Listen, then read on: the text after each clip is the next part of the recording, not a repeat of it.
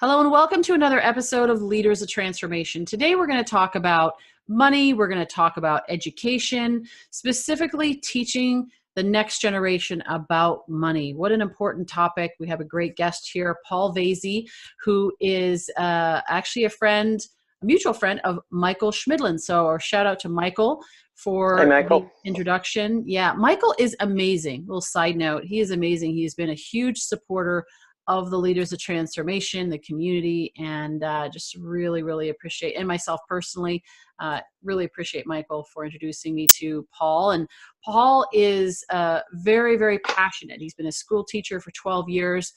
He taught through games, experiential learning, of course, being so important. And he taught business studies actually in the UK to high school and junior college students.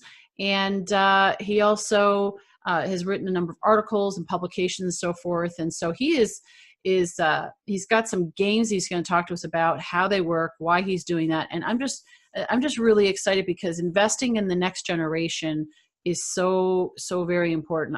I've often said, you can change a generation, you can change the world in one generation. And I really do believe that you can. And it's people like you, Paul, that are actually doing that. So we're excited that you're here today. Yeah, looking forward to having a chat with you. I see you all the time on Facebook Live and in the groups and things like that. So, yeah, I finally get a chance to chat with you. So wonderful stuff. Yes. And thank you, Michael, for introducing us, by the way. So thank you for that. Yes, absolutely. And thank you also to our listeners and to our viewers who are tuning in, because you're the reason why we do this. And I really do hope that one of the things, you're going to learn so much here today from this conversation, but one of the things that I really hope that you take away from this is that you can make an impact. Some people think that they need to change the world. It's such a big thing. And, the reality is you can do it in small ways and with your local community. There's so many different ways. I mean, we've had over 230 guests on this show that are from all different backgrounds, doing all different things and in their own way, making an impact. And so we really encourage you to believe in yourself to be able to do that and take action on it.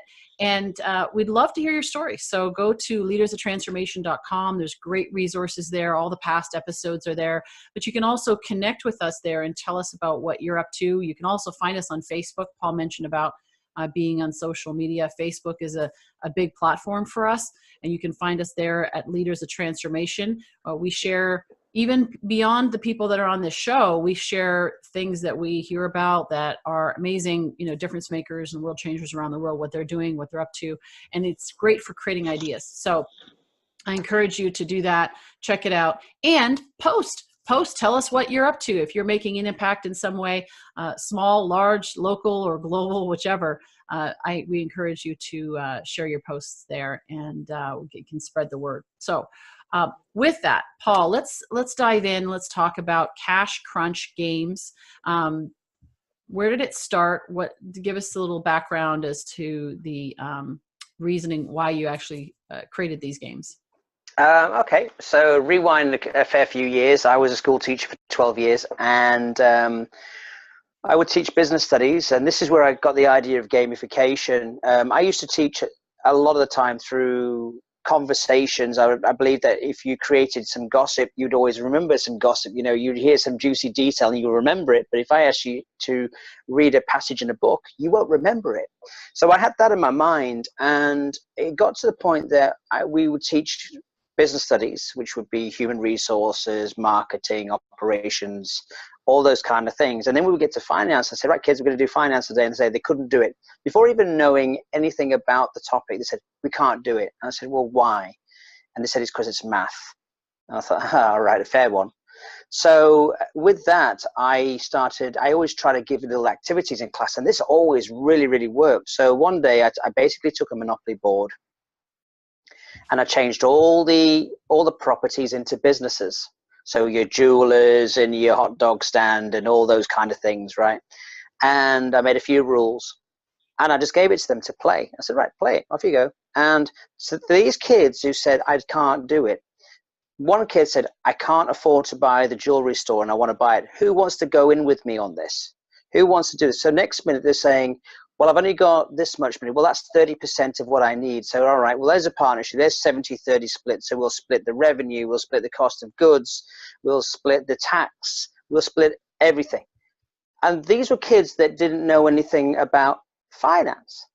So now all of a sudden you've got these kids now have worked this out. So I was able to have a conversation with them about what they had just done. And I said, you know, you realize you've just done cash flow, you've done profit and loss, you've done ratios, you've done partnerships, you've done all the what, you know, and they didn't realize actually that what they had done. So by putting something in a different context, and I realized that by giving them some experience, made them an expert now all of a sudden, because after that, you couldn't shut them up in the classroom. They were wanted to give you their opinion, and because they'd created an experience and now they were experts because they'd done it.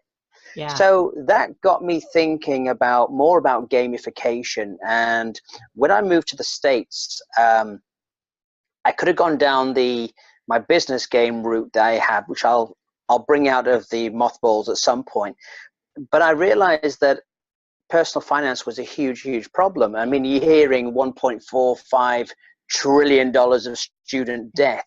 You're hearing of 70% of households living paycheck to paycheck, you know, and 78% of households can't afford an unexpected bill of $1,000 or more or something like that. And you think, wow. And a lot of it is not to do with the fact of how much money they're earning. It's actually how they're looking at money. We use money every single day, but yet it is an underrated and overlooked life skill. So with that in mind, you know, what people do is you get a pay rise. What do? You go and pick up another bill, or you go to a more expensive store and spend the difference, right?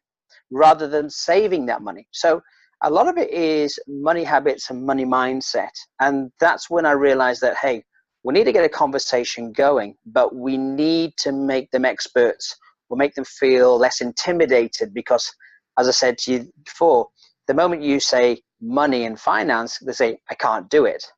So let's take away the premise of, you know, we're talking about finance today, and say, let's play a game or let's have a conversation and let's give you the experience to talk about something. And that's how it all came about. Was literally, I created the CashCrunch Games to break down the barriers. And also the other thing is, when some parents will not talk to the kids about money, not because it's a taboo about money, you're not supposed to talk about money because that's what we were taught, but because they feel intimidated and they don't feel they have the grasp of their own money habits. So by playing a game, there'll be a few aha moments for the parents while playing a very, very basic game that the kids are talking. And the other thing is, when you are playing around a board game, you can actually have a conversation with your kid as well. So you're finding out, what did you do today? What did you know? And there's family time. So these resources I created were both for the classroom with an online game and a physical board game, but also for the home as well. So that's the basic story. Yeah, it's interesting because there's so much to it. Like you said, they can spend time together, they can have conversations that they've never had before or Yep. haven't had as often.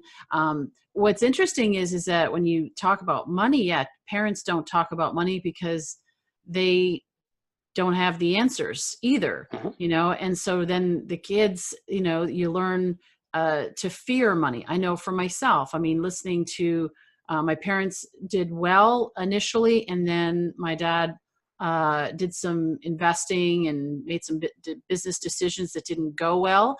And so there was a lot of fighting about it, a lot of pain and sadness around it because he lost everything. And so they ended up going bankrupt when I was about 11 or 12 years old. And so, you know, watching all of the things, you know, toys and cars and boats and stuff like that being sold, it, you know, it makes an impression as a kid. And then you think, wow, this is something really complicated. And really it's not.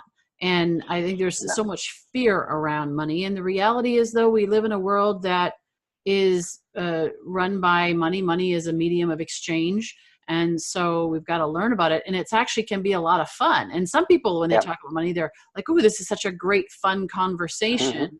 And you know that there was different conversations, either different conversations going on in their household growing up, or they reframed it at some point in time and learned it. And I love the fact that there's so many more tools like yours that are out there that are teaching that. And you know, and making it simple. And like you said, it's also, you said something about when we make more money, we spend more, we get that extra bill, or we upgrade and so forth. And that comes from a scarcity. You know, it appears to be abundant, but it's actually scarcity, because it's like, oh, I need to do something so that I'm going to feel a certain way. And reality is, you know, that's you don't need to.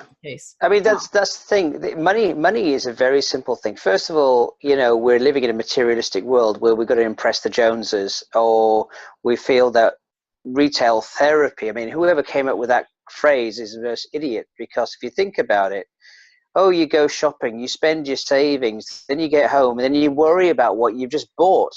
How can that be retail therapy? I mean, that's just ludicrous. It's nice when you wear it that first time, maybe. But then afterwards, when you get your credit card bill, exactly. It's actually worse. It's like the morning of regret the next morning. I mean, when you got that hangover in the morning, you think, what did I do? Why didn't I just take it easier last night, and I've not got the pain today? I mean, that's the issue. I mean, money is so simple. You don't spend what you don't have. Save a little bit first, and then when you've got enough, then go out and spend if you have to. Yes. You know, you can only spend $1 once. Don't try and spend it more than once. And the other thing is that there's so much pressure on, you know, when we talk about financial literacy, everyone's talking about, oh, we've got to invest, or, oh, we've got to buy real estate. But the matter of fact is, if 70% of people are living paycheck to paycheck, that's an irrelevant conversation to have, because you cannot scrape the money for a deposit. You haven't got the spare money to invest. So that's where CashCrunch came in, where I said was that I'm going to focus on turning the have-nots into the haves.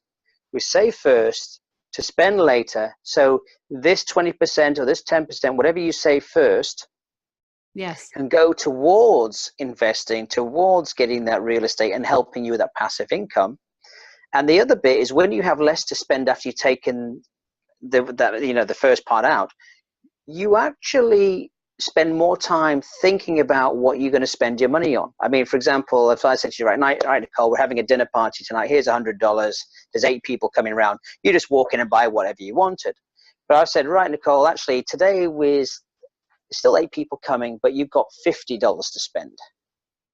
You're going to be more mindful of how you spend those dollars. And that's all I'm trying to get through, is like, by being more mindful here, and you've taken $50 out of the budget, that's $50 you can use elsewhere, and you can still have your meal on $50, but you're just being more mindful of what you're doing. So it's one of these that money is a very, very simple thing, but because of the pressure of trying to keep up with the Joneses, trying this retail therapy thing, and not taking responsibility for your own actions, and understanding that once I've spent that dollar, I've got to go out and earn another dollar. You know, these are all the very simple key things that we need to be thinking about with that. Well, and even the fact that I don't think people even realize, I actually worked with somebody, young woman, she was 23 years old, and I was about 30, 35 at the time. And so she said something about going on a trip, and she said she was going to incur some debt because she wanted to go on this cruise. And she said, well, I guess it doesn't really matter because I'm going to be in debt for the rest of my life anyway. And I said, wait a minute, what? And because her mindset was just, it was just so set that this is the way it is. This is what I've seen. This is what everybody else does. And so there was this mindset around that. And I think what was really interesting when I bought my first condo, I realized how much, you know, like how much you actually, when they started to work out the numbers and amortization, everything. And I looked at it and I said, so you're telling me that I'm actually going to pay for it 3 times over. Yep. And if I would have, you know, if I would just save up and and wait, I could actually save that. And then I would have more money. So if you want more stuff, pay cash for it, because you don't have to pay the interest in what effectively. Now, maybe for a house that takes a long time to do that. And I understand that may be a little bit of a different dynamic, but then accelerate your payments to pay it off.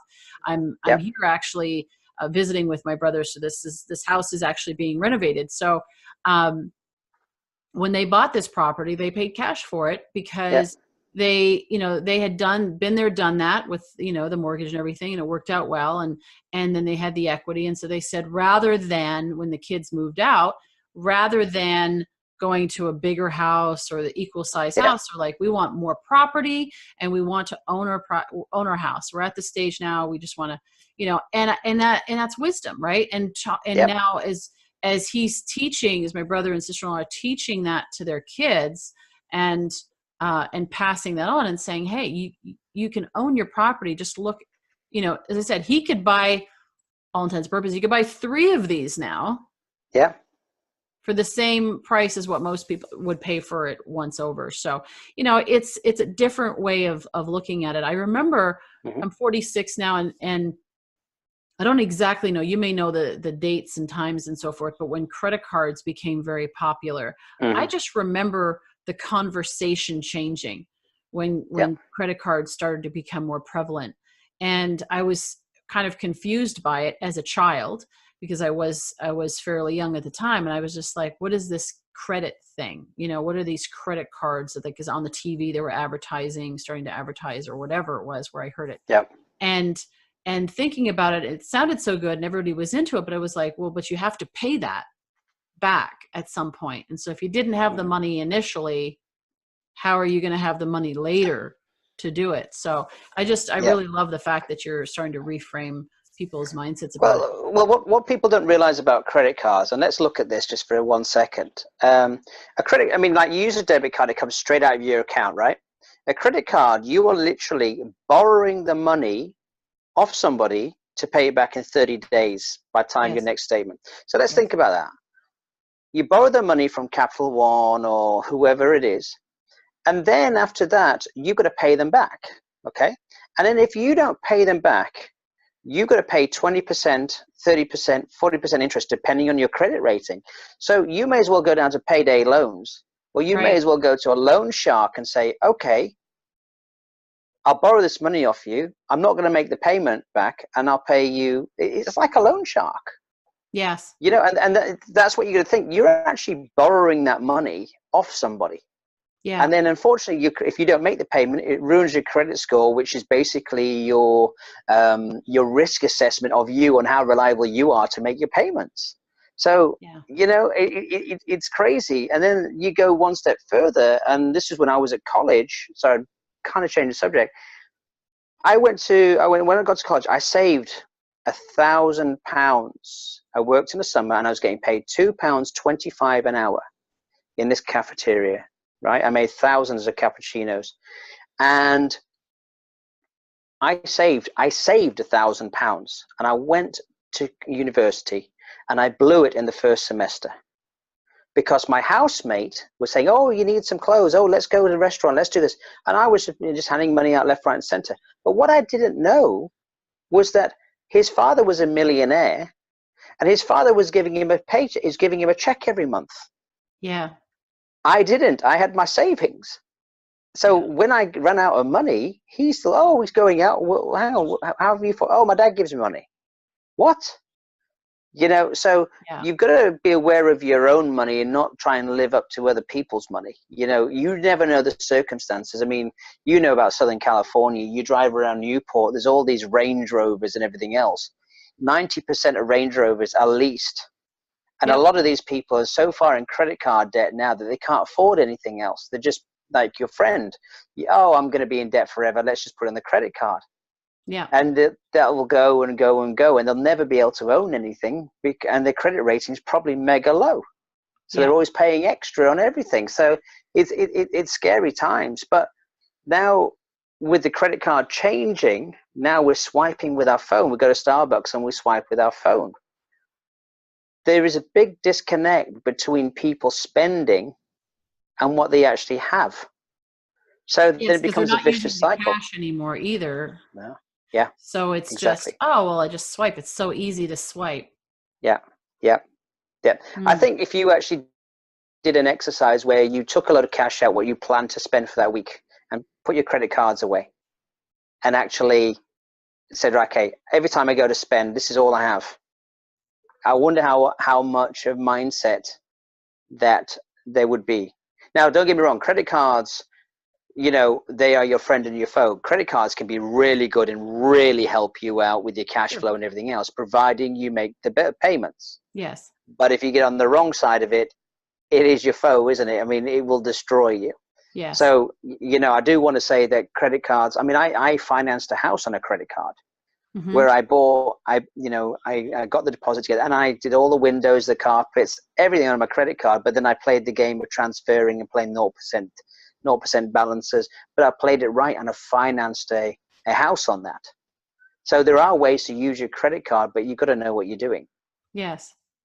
So now when So, you teach these games, how do you do it, yeah. practically speaking? You go in, you reach out to schools and you say, I have a game. When can I come do it? Or I mean, just literally, how does that go? I've You done give them that in the away? past where I've got like after school activities and business lessons, and I've gone to foundations and credit unions to say, hey, I've got this stuff, and then the people go out and do it. So generally they play a game. This is one of them, for example. It's just a little board game that they have, and it's literally, here, kids, 4 players a game, and they play a game, and it's just like a board game. We also have an online game where they literally, log in, and the teachers just say to them, okay, we're going to play a game today. Let's get a conversation going about money. They log in and play, and then afterwards they talk about what actually happened in the game and how they could, what the objective was and how would they achieve the objective. Because now they have experience, they're able to think, you know what, I need to improve this to get to where I need to be. I So mean, it's just like if which classes are they doing it in? The business classes? but, that's the thing about the US. Unfortunately, financial literacy is not required for everybody. So some math classes, some consumer science classes, economics is another one. But then there's also the after school activities as well. The unfortunate thing about the States right now is they don't value financial literacy. I mean, there's a few states Right. now saying it's mandated. Florida just signed, South Carolina has signed. There's a few others that say, yes, you must do some form of financial literacy. But what it tends to happen is financial literacy tends to fall to the teacher who has a spare hour in the timetable to teach it. In the UK, on the other hand, they have a thing called citizenship, where it goes the whole thing from junior high all the way up to senior high. So every week they have a lesson, and it will be a continuation of something. So it could be, your sex, your drugs, your rock and roll, your careers, and then they do a whole thing on personal finance. So and it's a curriculum. So when you go to any school in England in high school, you can say, who teaches citizenship? And it's dedicated because it's on the timetable. I go to a school here, it could be someone teaching chemistry is teaching personal finance, or accounting, or, oh yeah, I do business, or I do math.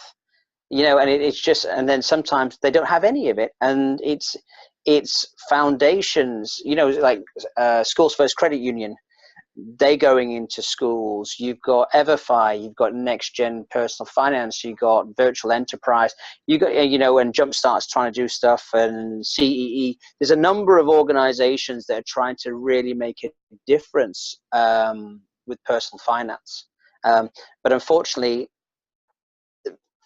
there's not enough support from government to make that happen. I mean, some states are Mind doing well. blowing. It's mind blowing, Oh, actually, when it's the most. I mean, it's kind of like relationship skills. They don't teach yeah, this stuff in school, but they teach yeah, algebra and calculus and whatever. yeah, But I remember taking an accounting class in high school and yeah, taught you how to balance your checkbook. and that was useful, at least that people knew how to balance their checkbook. We didn't talk about finance, didn't educate us per se, just sort of manage what you have, and keep track of it from that standpoint. But, it's just amazing. It's like some of these skills, and that's where I think the education system gets to be transformed. That it starts to teach the things that we need to know. Yeah, and it should start early. There's a lot of people out there who do this from like ages of 5 upwards, and you can't start talking about money early enough, because the earlier you start talking about it, you learn the value of money. You start thinking about your saving and your spending. You make wiser decisions, and as you go through, I mean, your first 18 years of life while you're at school, before you go out into college and rack up thousands of dollars of debt. Yeah. Your home life and everything else is where you try it. I mean, if you spend something, you waste your allowance or money you've spent on something, and you think, well, that was a waste of money. You're going to think twice about it later on. Yeah. Rather than going out and buying a $50,000 car and going, wow, that was a waste of money. That's a lot more money to big lesson. replace. Yeah, much bigger lesson. Well, and kids get money. I mean, they'll get a couple of dollars, maybe an allowance. We never had an allowance when I was growing up. My parents didn't believe in allowances, but Christmas, my grandparents would send money, $50 or something like that, and I used to just bank it. Mm-hmm. And so you learn those things. It's interesting actually. My dad is Dutch, was Dutch, and so Dutch people are known to be very frugal, but I think it missed his generation. It missed him, let's put it this way. It didn't miss his brother, but it missed him. And so he used to actually laugh when he'd see I'd be tracking my, how much I had loaned out to my brother. Loan shark. And no, he actually, it was just keeping track of it. I wasn't actually charging an interest. Although my brother one time, he wanted to build a go-kart, and so he needed some money to do it. And I don't know how old I was, 7 or 8 years old. And so I loaned him $75 to do it.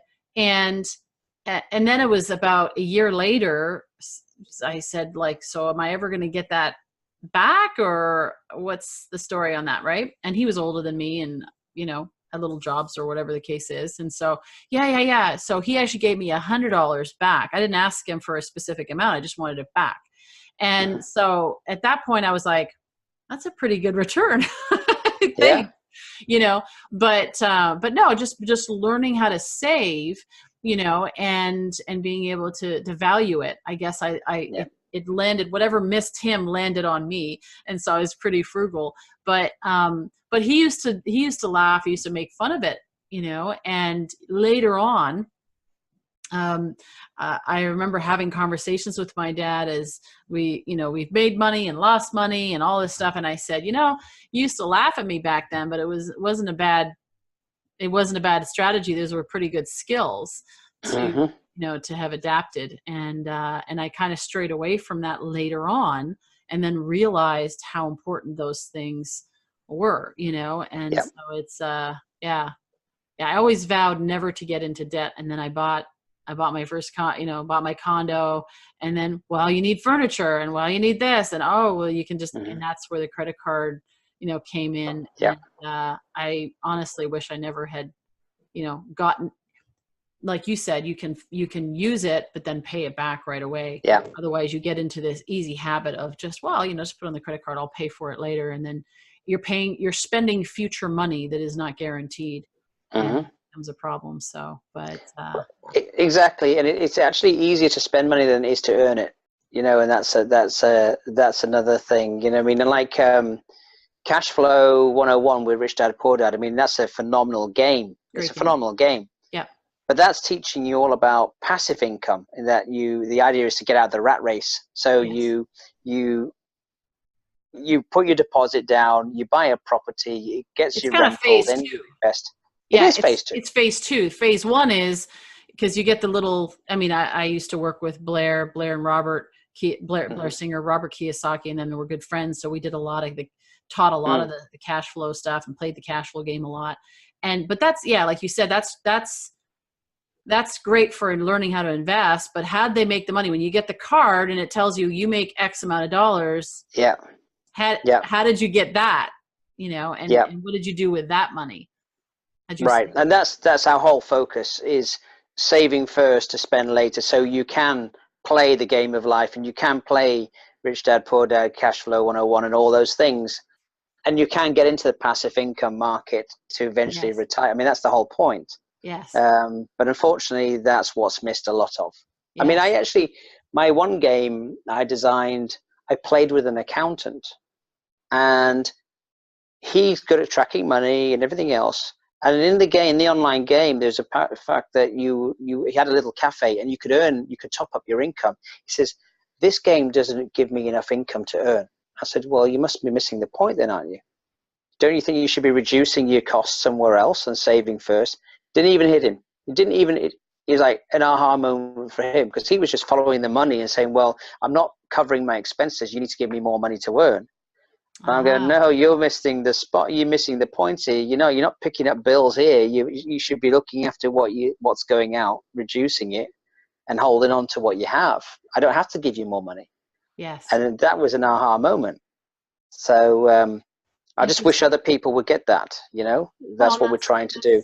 Yeah, and that's why you have the games. Actually, I played Rich Dad, Poor Dad, or the Cash Flow game with a group of financial advisors. And I think I've told this story before, but it's interesting, I think. It was with a group of 11 financial advisors, and they're fairly new. They were granted, but here they were advising people on mutual funds and investments and so forth. And so we played the game, and the level of literacy was scary. Because in the game, right, you have the balance sheet. So you've got your income and your expenses, and you've got your assets and liabilities. And so they would buy a property literally and say to me, well, what do I do now? Or where does it go? I don't know where it goes on this sheet. And I said, you're financial advisors, and you don't know where your mortgage payment goes. You don't know where you can't work out that. That's concerning, because you're actually responsible for, talking to other people about money. These are some basic things. And so it is a great eye opener for them to realize, what, before I go out and advise other people on what they should do with their money, I should look at my own household as a, as the starting point for that. So, yeah. So, but how did people get your game? So you have a CashCrunch Junior, CashCrunch 101, and then you have CashCrunch Careers.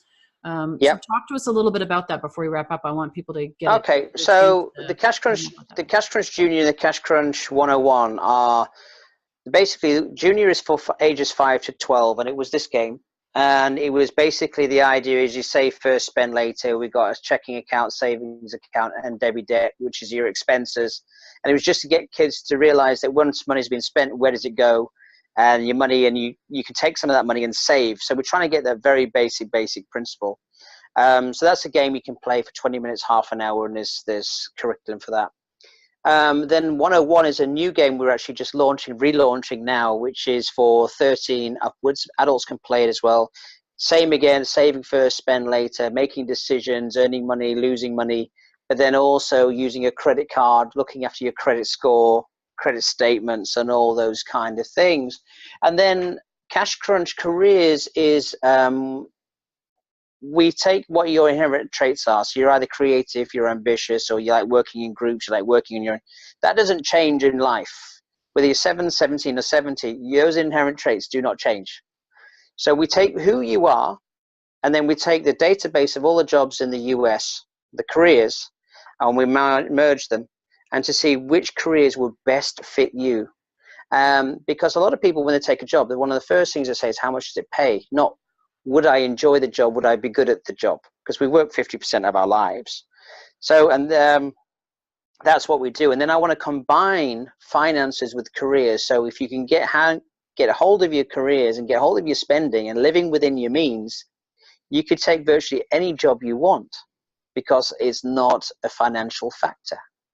So that's what we have with CashCrunch. We're just trying to get people to save first, to spend later, and make smarter decisions, which then goes into your career life as well. So yeah, you can get all those things on CashCrunchGames.com.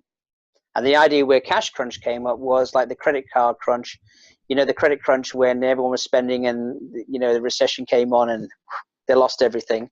Well, if you don't look after your money, you get crunched. So it was like cash crunch. So that's how that came about. I think it's great.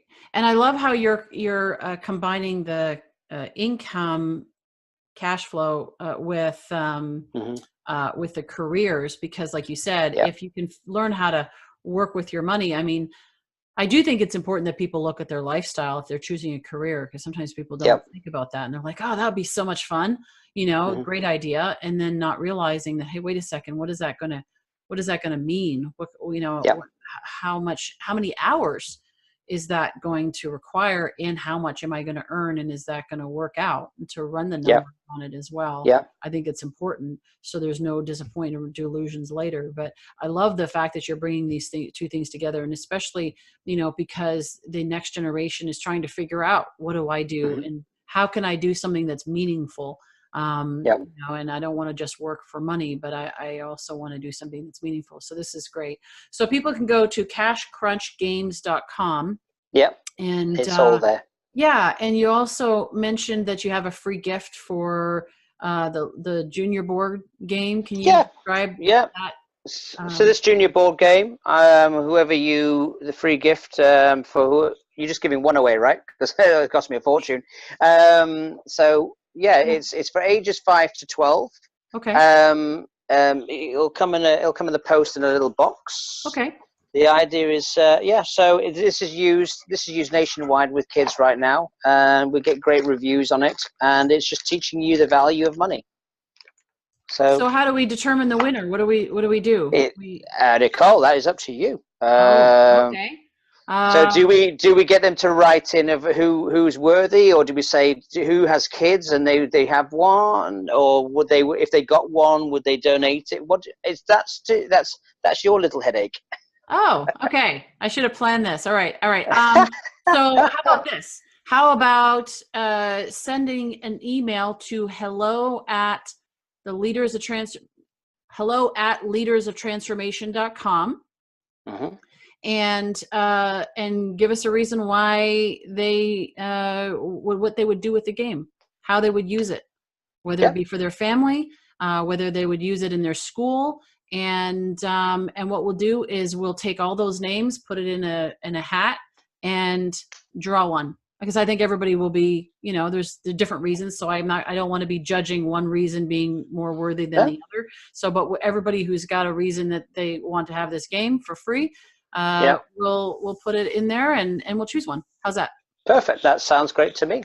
Sounds great to me. Well, Paul, thank you so very much for that. That's very generous of you. And I encourage our listeners, regardless, to go to CashCrunchGames.com, regardless of this little contest that we've got going on here, but really find out more about this. And if you do have a school, or you have your kids, that you want to play it with your kids, or if you have kids in school, to maybe even not just for your children, but for the children that your kids go to school with, to be able to make some connections for Paul, where he can get this game into the hands of more kids around the world. I think that would be extremely valuable. You're from the UK, you live in the US, so I know this game is going to be internationally, it's not limited to any one country or economic system. You're talking about principles that are applying all around the world. So basic principles. Yeah. So let's get the word out. This podcast is about leaders of transformation. The goal is to be able to help difference makers and world changers get their message out, make a greater impact in the world. And so if you can help Paul do that, and you've got some suggestions, recommendations, or introductions, I highly recommend making them to him. And of course, if you want to buy the game, you can do that. Perfect. As well. So, Paul, thank you so very much. Thank you, Nicole. Listeners. Thank you to our viewers. If you're watching the video, we appreciate you being here and hope this has been valuable to you. A little eye-opening in terms of money, maybe even thinking about credit differently, thinking about savings differently, and how much more you can actually buy. If you like buying and you like shopping, the best way to shop and buy more stuff is to buy it on the money that you have rather than paying for it several times over with interest. So I Yep. encourage you that. And we look forward to seeing you on the next episode of Leaders of Transformation real soon.